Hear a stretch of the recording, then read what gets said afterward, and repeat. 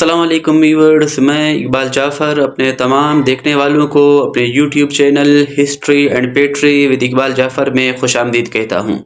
ناظرین، آج کا پروگرام کائنات کے بارے میں ہے، لیکن پروگرام شروع کرنے سے پہلے اگر آپ نے یوٹیوب چینل سبسکرائب نہیں کیا ہے تو اس کو سبسکرائب کر لیں تاکہ آنے والی ویڈیوز آپ کو وقت پر مل سکیں۔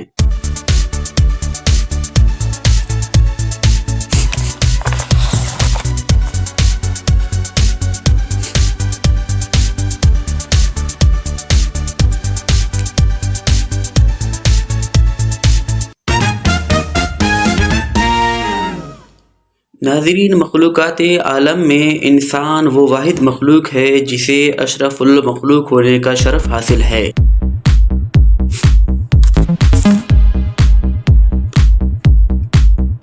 مخلوقات عالم میں انسان واحد مخلوق ہے جسے نطق و گویائی اور فکری صلاحیتوں سے نوازا گیا ہے۔ تاریخ عالم کے مطالعے سے معلوم ہوتا ہے کہ انسان ہمیشہ اپنے اور اپنے گرد و پیش سے متعلق جاننے کی کوشش کرتا رہتا ہے۔ وہ اپنی محدود ذہنی صلاحیتوں کے ذریعے لامحدود کائنات کے راز جاننے کی کوشش کرنے میں مگن ملتا ہے۔ اسی کوشش کے نتیجے میں انسان فکری اعتبار سے دو عظیم طبقات میں بٹتا چلا گیا۔ ایک طبقہ ارتقائی جبکہ دوسرا طبقہ تخلیقی کہلایا۔ دونوں طبقات نے دلائل کے ذریعے اپنا اپنا نقطہ نظر ثابت کرنے کی کوشش کی ہے۔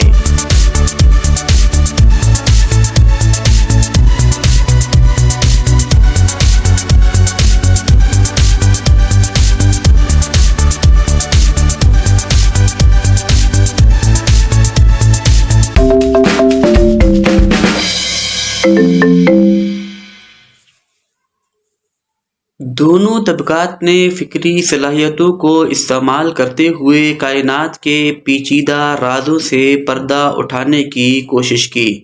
دنیا بھر میں ہر صاحب علم انہی دو طبقات میں سے ایک کے ساتھ جڑا ہوا ملتا ہے۔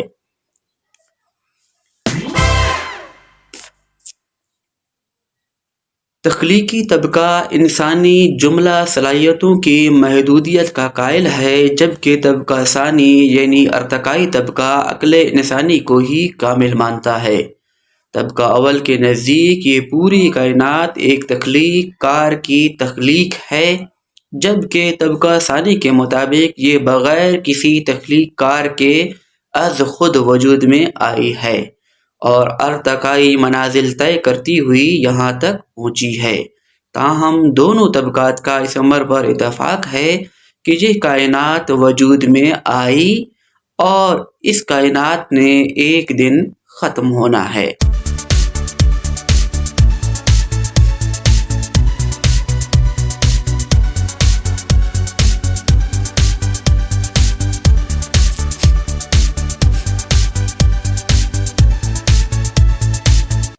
جہاں تک خلائی سائنس کا تعلق ہے تو خلا سے متعلق سائنسی نظریات بھی مفروضیات پر ہی مبنی ہیں۔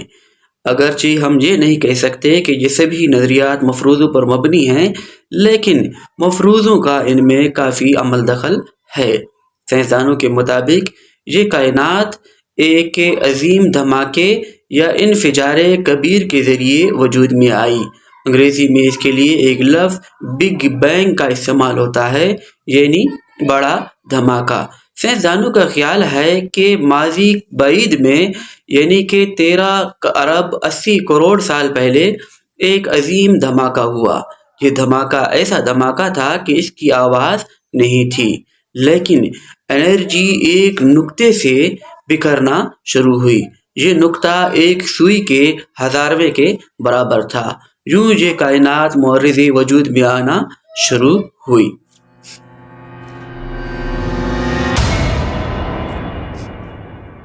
لیکن سائنسدانوں کا یہی طبقہ یہ بتانے سے قاصر ہے کہ اتنی مقدار میں انرجی ایک نقطے پر کیسے، کس نے، کب جمع کی۔ ایک نقطے پر جمع انرجی کا اخراج جس وسیع خلا میں ہوا وہ کس نے کب بنائی۔ ایک نقطے پر انرجی کا جمع ہونا اور دھماکہ ہونا اور اتنی وسیع مربوط کائنات کا معرض وجود میں آنا کیا بغیر کسی قوت کے ممکن ہے؟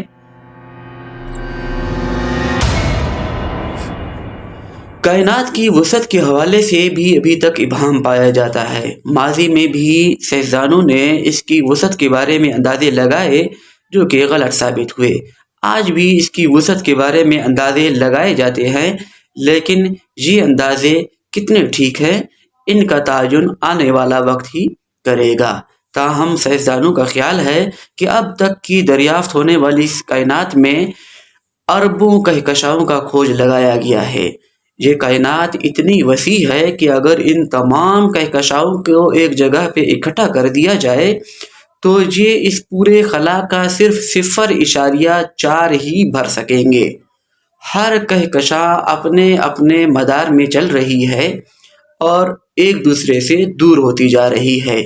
اسلامی نقطہ نظر سے اگر دیکھا جائے تو اس میں بھی کائنات کے پھیلنے کی بات کی جاتی ہے۔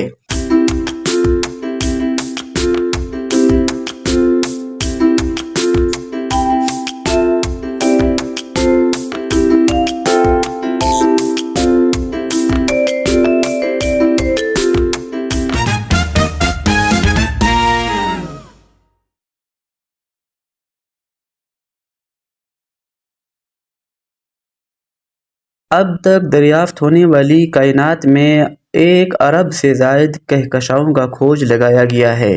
ہر کہکشاں اتنی وسیع ہے کہ اس میں اربوں ستارے سمائے ہوئے ہیں۔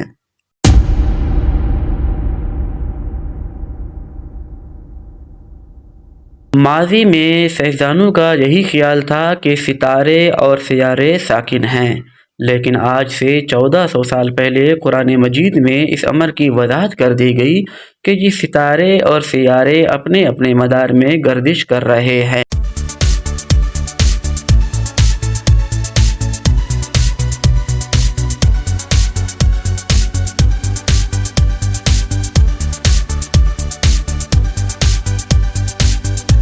سائنسدانوں نے کافی دیر میں آ کر اس امر کو تسلیم کر لیا کہ سیارے گردش کر رہے ہیں۔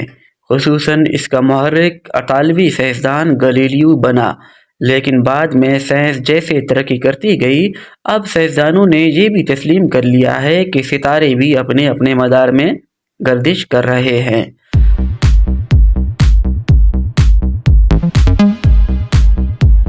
امریکی ماہر فلکیات ایڈون ہبل نے 1929 میں یہاں تک کہہ دیا کہ کہکشائیں بھی ایک دوسرے سے دور ہو رہی ہیں۔ اس کا مطلب یہی ہے کہ کہکشائیں بھی اپنے اپنے مدار میں محو سفر ہیں۔ ہر کہکشاں میں اربوں ستارے ہیں۔ یہ ستارے تابکار ہائیڈروجن سے بنے ہیں۔ ہر کہکشاں کے بیچ یا اس کے وسط میں بڑے بڑے بلیک ہولز بھی موجود ہیں۔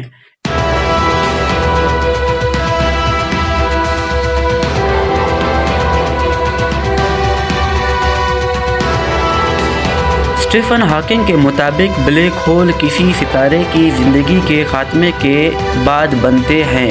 یہ ستارے اپنے حجم کی وجہ سے مرتے ہیں تو اپنے وزن اور دباؤ کی وجہ سے اندر سے ہی تباہ ہو جاتے ہیں، لیکن کچھ سائنسدانوں کا اسٹیفن ہاکنگ کے ساتھ اتفاق نہیں ہے۔ کچھ سائنسدانوں کا خیال ہے کہ بلیک ہولز انتہائی بڑے ستاروں کے ٹکرانے سے وجود میں آئے۔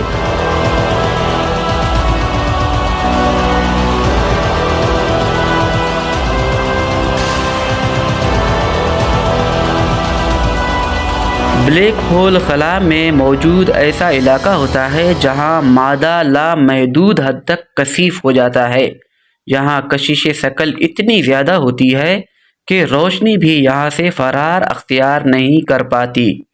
کچھ سائنسدانوں کا خیال ہے کہ بلیک ہولز انتہائی بڑے ستاروں کے ٹکرانے سے وجود میں آئے ہوں گے۔ تاہم ڈرہم یونیورسٹی کے سائنسدانوں کی ایک ٹیم جس کی قیادت ڈاکٹر جیمز نائٹنگیل نے کی، انہوں نے ایک ایسا بلیک ہول دریافت کیا ہے جو سورج سے بھی 30 ارب گنا بڑا ہے۔ سورج ہماری زمین سے 109 گنا بڑا ہے۔ قرآن مجید میں ستاروں کے ڈوبنے کے جس مقام کا ذکر کیا گیا ہے، کیا وہ یہ بلیک ہولز تو نہیں جہاں ستارے مرنے کے بعد دفن ہو جاتے ہیں؟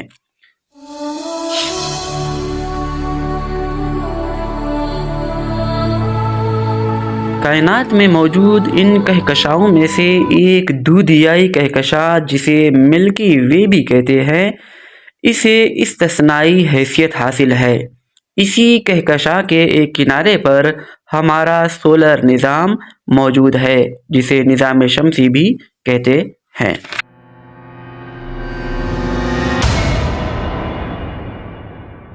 ہمارے سولر سسٹم یا نظام شمسی میں 9 سیاروں کا کھوج لگایا گیا ہے۔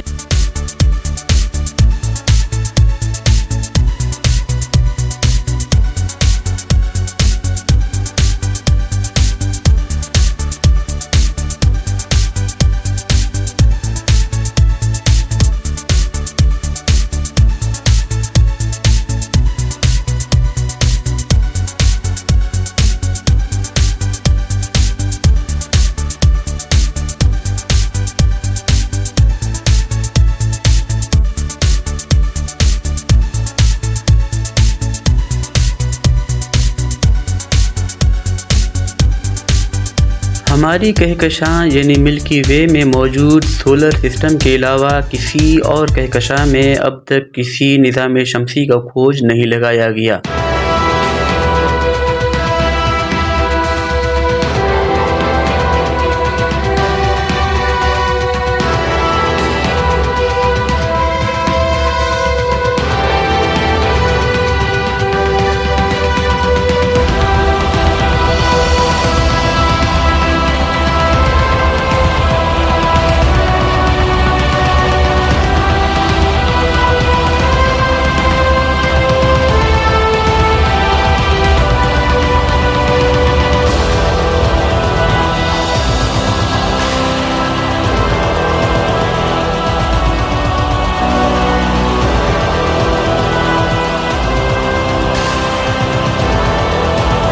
جہاں تک زندگی کے آثار کا تعلق ہے تو اب تک کی تحقیقات کے مطابق کرۂ ارض کے سوا کہیں زندگی موجود نہیں۔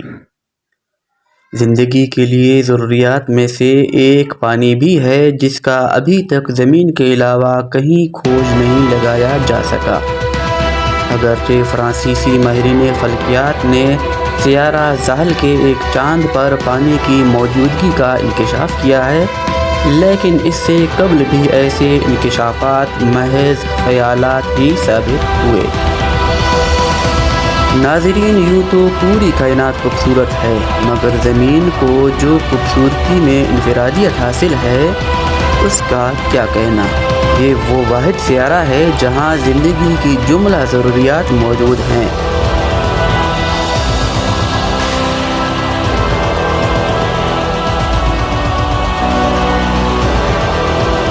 اسی سیارے پر پوری کائنات کا تجسس رکھنے والا اور اسے مسخر کرنے کی کوشش کرنے والا انسان بھی موجود ہے۔ اس میں کوئی شبہ نہیں کہ یہ کائنات قابل تسخیر ہے، کسی نہ کسی دن اسے ضرور مسخر کر لیا جائے گا۔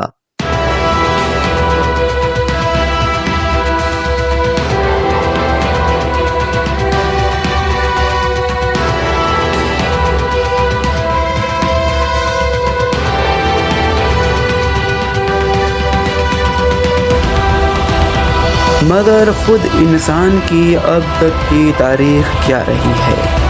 انسان کی تاریخ سے متعلق ہمارے سبھی آنے والے پروگرام مرتب ہوں گے۔ اگر آپ ان پروگراموں سے جڑے رہنا چاہتے ہیں تو ضرور چینل کو سبسکرائب کریں۔ ناظرین، امید ہے آج کا پروگرام آپ کو اچھا لگا ہوگا۔ اپنا فیڈ بیک ضرور دیں اور مجھے یعنی اقبال جعفر کو اگلے پروگرام تک کے لیے اجازت دیں۔ اللہ حافظ۔